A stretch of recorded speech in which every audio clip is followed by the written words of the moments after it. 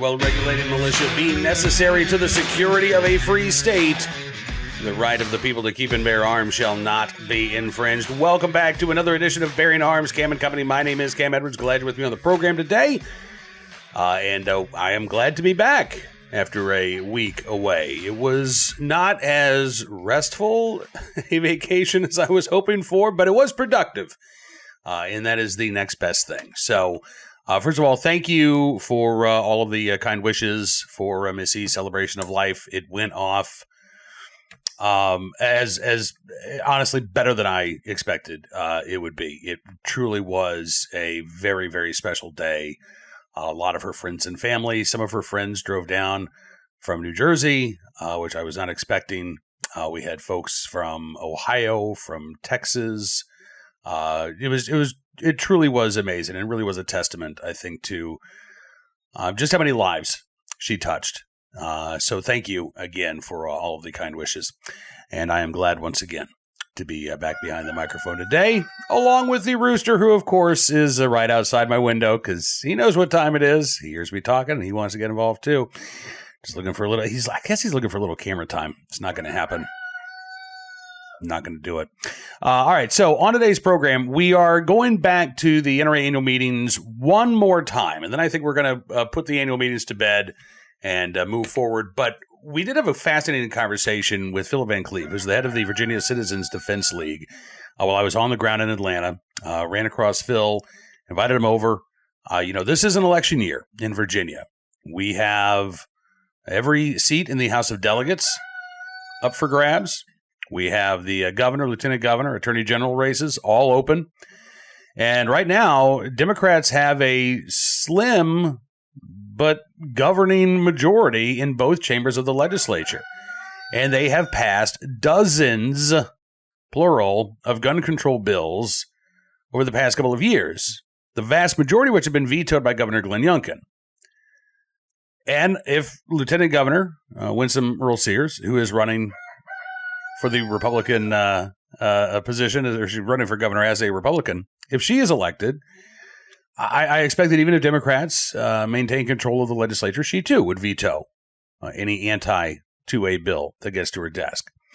If, on the other hand, Abigail Spanberger, the Democrat who is running for governor, gets elected, she has already vowed to sign things like a ban on so-called assault weapons into law. So this is a big year for Virginia gun owners.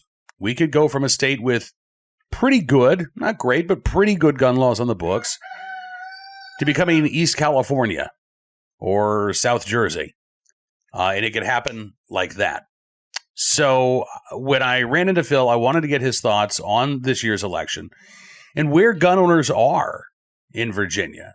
Are they aware of the threat to their Second Amendment rights? Or is there this sense of complacency because Governor Glenn Youngkin has been that sort of backstop over the past couple of years? It's a great conversation about a not-so-great topic.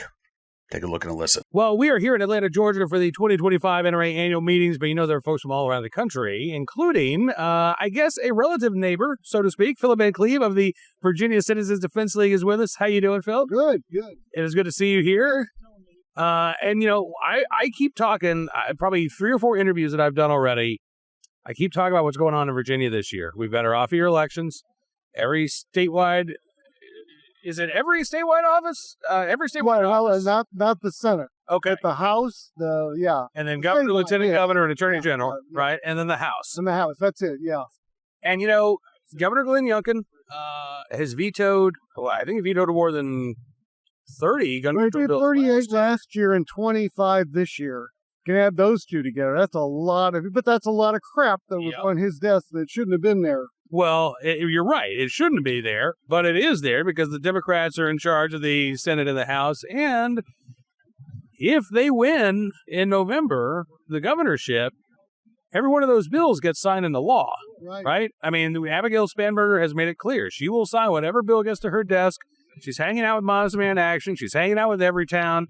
She's not shy about this. This was, this woman who ran as a moderate when she was running in Congress. Right. She is anything but moderate when it comes to our Second Amendment and our rights. No, and she's trying to mislead everybody into thinking that she is a moderate. She is not. And in fact, sadly, all the Democrats in the Virginia legislature, every single one of them is anti-gun. I haven't seen any of them go, well, I can't vote. I can't support this. Yeah. This gun control. It's gone too far. No. Right. They support all of it. Yeah. And that's the thing. I mean, even 5 years ago, when Ralph Northam was governor and he proposed that sweeping semi-auto ban, Cray Deeds, I think it was Scott Surville, right? Yeah, Two Democrat senators said, well, we're not opposed to the idea in theory, but we don't like this version. Right. And they scuttled it. Right. Cray Deeds co-authored this year's gun ban bill, right? I mean, so what do you attribute that? Because it's not like the Democrats in rural Virginia. I mean, well, I say it's not like the Democrats in rural Virginia. I know people who historically have been Democrat. They're pro-gun. They feel like the party has left them, so they don't vote Democrat anymore. The party did leave them. But on all kinds of issues, they'd probably still vote with Democrats. Right. But it's their Second Amendment rights to say, well, I can't vote to take my own rights away. We got back in 1995, the Democrats controlled the House and the Senate and a Republican governor. And in that configuration, we got shall issue passed. How the Democrats have changed. That would never, right. That would nowhere happen no. today, right? No. You can get a single vote on the Democrat side, not one. Yeah. Unless it was an accident. Somebody had a stroke and hit the wrong button. But then they would get primaried out and so forth. That's the thing. The party has been taken over. The Democrat Party has been taken over by the far, far left. And it's been happening over time. It didn't happen overnight. This has been coming. But I watched them weeding out anybody that was a moderate. They got primaried. Yep. And McAuliffe started a lot of this stuff. Yep. And they got, so if you don't look what happened in the Senate. Oh, if you noticed this year, it didn't deal with guns.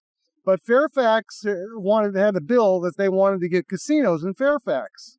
So Senator Boysko, she is senior. She's way up there. She's been in the General Assembly forever. Senator Boysko. And Surville's above her, barely. Okay, Surville's at the very top of the Democrats in the Senate. She spoke with what her constituents wanted in committee, and she spoke against the bill that would have allowed casinos.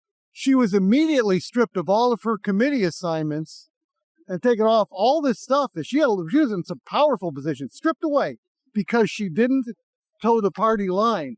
So if they'll do that to number two, right, they'll do it to anybody. So they're all afraid. In fact, I don't know if you've ever reported this, but in the House, the Democrats have one person will hold up a green flag, and all Democrats are to vote yes if it's a green flag or no if it's a red. I kid you not. There's video of this. They're actually doing that. That's how they're controlling everything, and they're 100% anti-gun. Yeah. Yeah. And so this is what we're up against as gun owners in Virginia. So what is your message? Well, first of all, I know what your message for gun owners is get out and vote. How concerned are you about complacency among Virginia gun owners? Massively. A lot of people have taken the attitude, oh, Trump won, now I don't have to do anything. Everything's okay. Well, no. Our federal laws, everybody's got federal laws, but try to open carry in Maryland to see how far you get. Most of the real gun control is at the state level. Yep. So the fact that you've got a president that's doing really good right now on guns got nothing to do. They can still strip away your rights in the state of Virginia or any other state. Yep. So no, you got to vote. By the way, I would hope if your listeners are members of gun clubs or especially hunting clubs and stuff, that they would go to their own club and speak to members and get them activated, get them going to understand that even if you're a hunter and all you got is a shotgun and you don't care about AR-15s, that you still need to stand together in unity with other gun owners so that we can protect each other.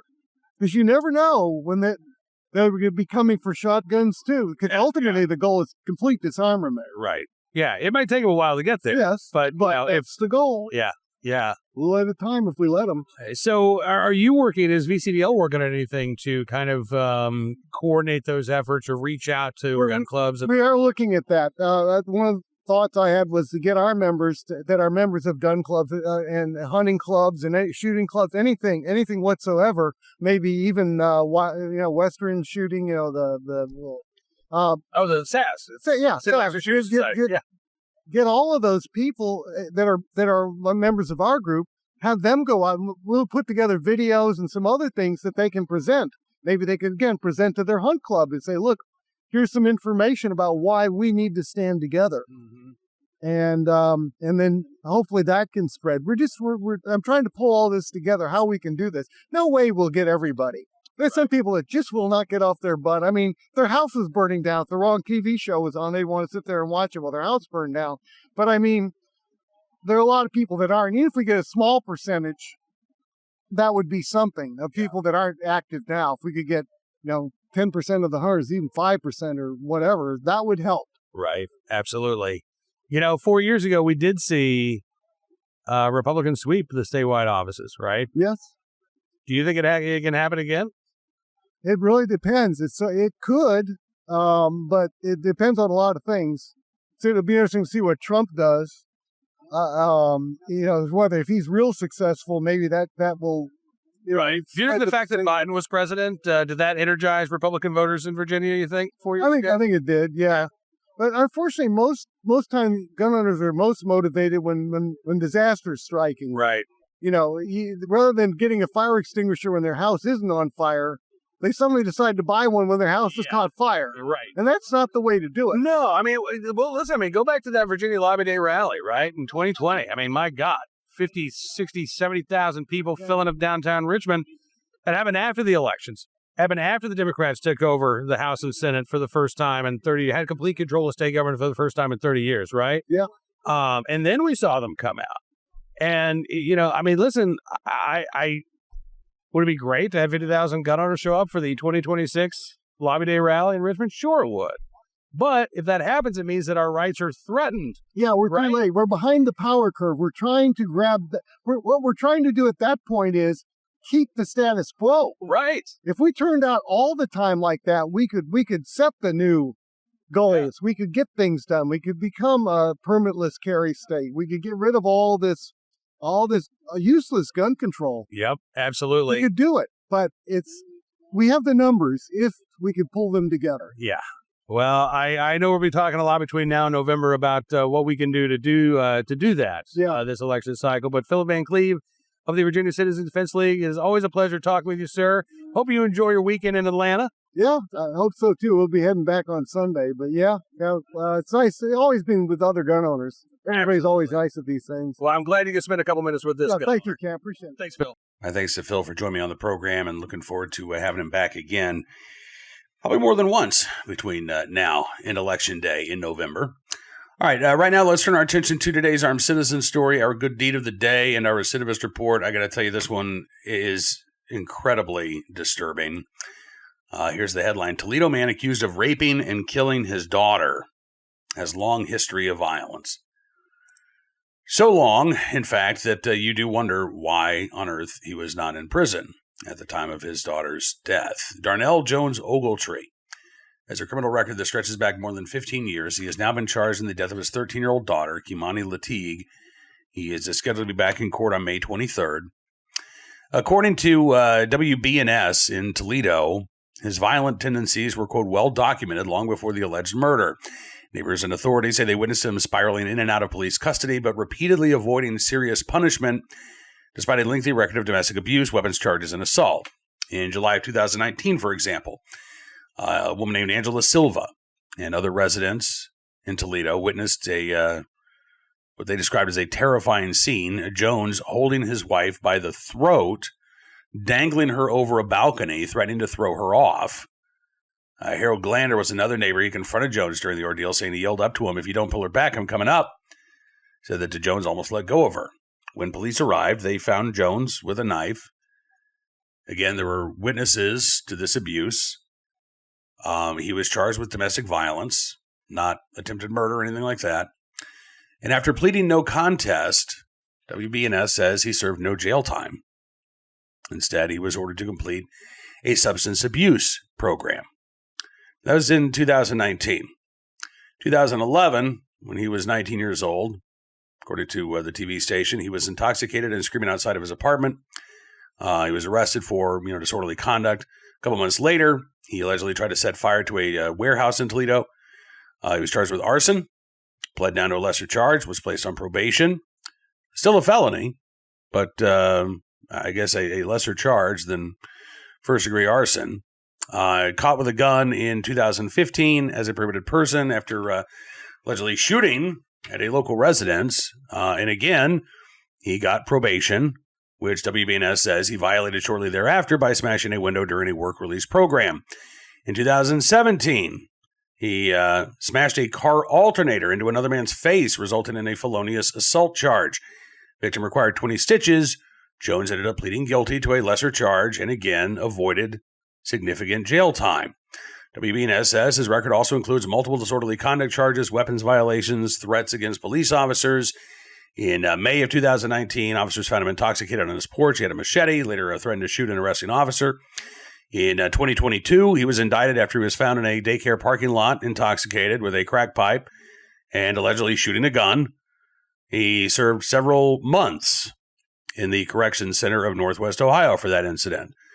And again, 3 years later, he is now accused of raping and murdering his 13-year-old daughter. So there were, again, multiple opportunities to put this guy away. And instead, he received multiple plea bargains that reduced his potential years-long prison sentence to probation in most cases.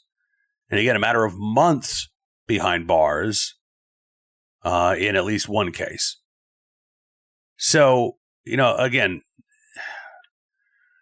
it is not usual for somebody to be accused of raping and murdering their daughter. It is unfortunately all too common for individuals to get repeated slaps on the wrist, even as their crimes continue to escalate and they make their way through the court system. The court system doesn't respond to the severity of those offenses. Instead, prosecutors offer a plea deal. In many cases, a plea deal that is too good to pass up.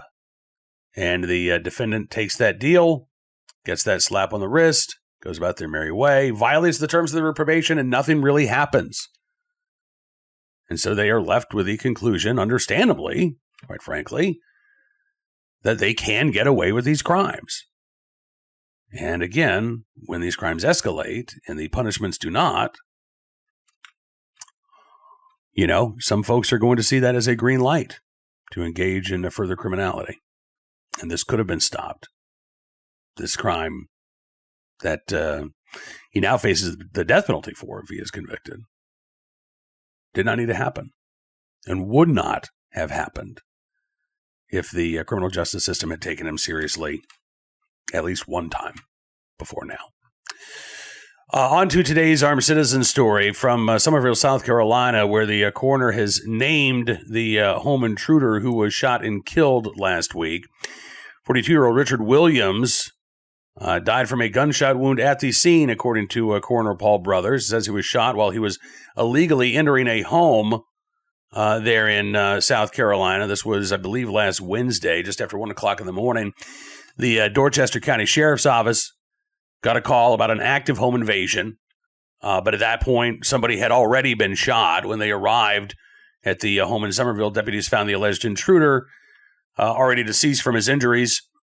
According to local TV station WCSC TV, the individual who shot the home invader has not been named. They say it remains unclear if they'll face any charges. Given that this was an active home invasion, and you have the ability to protect yourself, you have the right to protect yourself, including using deadly force, when you have reasonable belief that your life is threatened, I don't think any charges are going to be filed, at least in terms of the actions that led to the death of this home invader. No word on whether or not the homeowner possessed that firearm legally. That could lead to additional charges. But, Ryan, no, this looks like a clear-cut case of self-defense. We'll keep our eyes open for any more details, but I am not expecting that any charges will be filed there. And finally today, our good deed of the day, in the right place at the right time, willing and able to do the right things. Some parents and good Samaritans down in Florida who rushed into a burning home to save a man after a school assembly there in Brevard County, Florida. According to WESH TV, the fire broke out as parents were leaving the school after a children's award ceremony. Brandy Farr was among the parents there at Atlantis Elementary. Her son had made the honor roll, and she was there to cheer him on. And as they were leaving, she said, that's when I saw the flames coming from the window. Pam Dufresne's granddaughter also receiving an award during the ceremony. Dufresne was on hand as well. She saw the smoke as she was leaving the building. She said it was like perfect timing. Another Good Samaritan, Joel Lucas. His son was being honored for his trustworthiness. As he was leaving Atlantis Elementary, he saw another parent at a home across the street, saw there was smoke, and somebody yelled out, hey, call 911. He said, I started going inside. He said the smoke was already very heavy. He said it was definitely plastic and thick. It's not like fire smoke. It was very bad. Another Good Samaritan, Ashley Cloran, said they were breaking the windows as I grabbed the garden hose.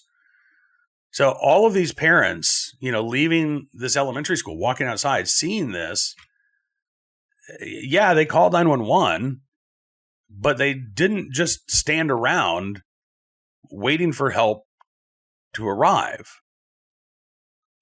In fact, Joel Lucas said he realized that somebody was actually inside the home. He said, I saw there was a leg. He said, I grabbed like a towel off it because he had gone inside, remember? And he said, I put it over my face and I went and opened the door. A bunch of smoke came out. He said, so I had to take a second. He said, I could see like the sliding glass door and a little light coming from it. So I knew I had to make it to that door. There was a gentleman who was trapped inside. Lucas, Farr, a woman named Autumn O'Connor, helped drag the man outside to safety. Others, again, working to try to contain the blaze with the use of a garden hose. They're also searching for a dog that ran away when the fire broke out. Dufresne told the WEA Setch that, at the time, he just do what needs to be done. Said it was an elderly gentleman. I knew he couldn't do it himself. The guys were already helping. It was just adding extra hands. That's all. Atlantis Elementary Principal Erica Back told the TV station, the beauty of it is not only that our parents get to see our students receive an award, but now our students get to see their parents get the recognition that is deserved. Yeah, I mean, I guess that's a silver lining. Obviously, you would hope that nothing like that had to happen in the first place, but in the right place at the right time, willing able to do the right thing to save a stranger in need. And yes, remind their kids, or maybe in some cases show their kids, that mom and dad know how to step up when needed as well. Well, to all those parents, we thank them for their very, very good deed. All right, that is going to do it for this edition of Bearing Arms Cam & Company. I do want to thank you, as always, for being a part of the program. Thank you so much. Looking forward to being back with you again tomorrow. But don't forget to check out BearingArms.com throughout the day. We're keeping you up to date on all of the latest Second Amendment news and information from all across the nation. And if you like what you see, I would encourage you to become a VIP Gold, or VIP Platinum member. All you have to do is just sign up there at BearingArms.com. Use the promo code FIGHT, and you can get 60% off your membership.